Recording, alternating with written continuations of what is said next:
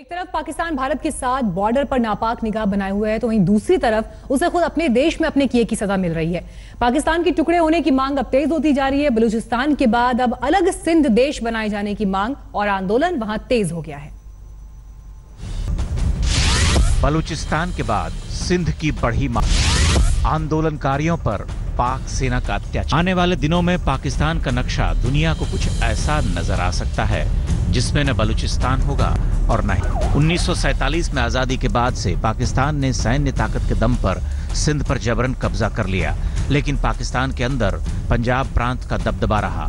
सबसे ज्यादा प्राकृतिक संसाधन होने के बावजूद सिंध के लोग गरीब से गरीब होते चले गए। यहाँ होने वाली तमाम आर्थिक गतिविधियों में भी सिंध के लोकल लोगों की भागीदारी नाम मात्र की है। आज यह पाकिस्तान के सबसे गरीब इलाकों में। आइए बढ़ते हैं आगे। सिक्किम के डोकलाम में रहकर चीन की दबाव बनाने की रणनीति जारी है। चीन ने भारतीय राजदूत को तलब कर चेतावनी दी है कि डोकलाम में उसका सब्र एक सीमा तक ही कायम रहेगा, वो अनंत काल तक इंतजार नहीं कर सकता।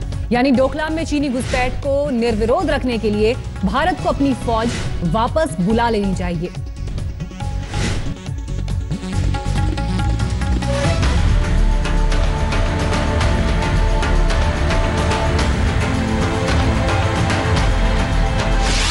सिक्किम विवाद पर चीन की चेतावनी, भारत को ड्रैगन ने फिर दिखाई आंख।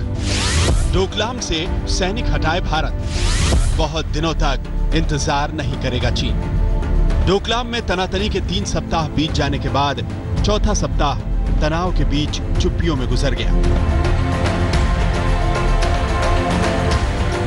लेकिन अपनी आदत से मजबूर ड्रैगन ने फिर से धौंस जमानी शुरू कर दी है।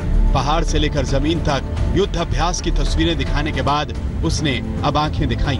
चीन ने भारतीय राजदूत को बुलाकर पैगाम दिया कि डोकलाम से भारत फौरन अपनी फौज हटाए, क्योंकि उसके सब्र की सीमा टूटने वाली है।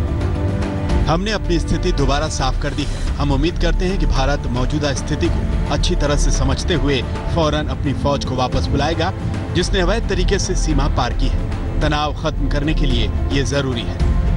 चीन का दावा है कि भारतीय फौज ने जिस तरह अवैध तरीके से सीमा रेखा पार की है, उसने अंतर्राष्ट्रीय स्तर पर भी कई देशों का ध्यान खींचा है। हैरानी की बात यह है कि जिस क्षेत्र में चीन घुसकर सड़क बनाने की कोशिशें कर रहा है, वो एक त्रिकोणीय पड़ाव है और साफ तौर पर भूटान की जमीन का हिस्सा है, जहां भूटान की रॉयल सेना चीनी अतिक्रमण का विरोध भी कर चुकी है। लेकिन चीन उल्टा पूरी दुनिया के सामने भारत को कसूरवार ठहरा रहा है। सामरिक तौर पर यहाँ चीन का सड़क बनाना भारत के लिए बेहद संवेदनशील है। बीजिंग से अनंत कृष्ण के साथ आज तक ब्यूरो।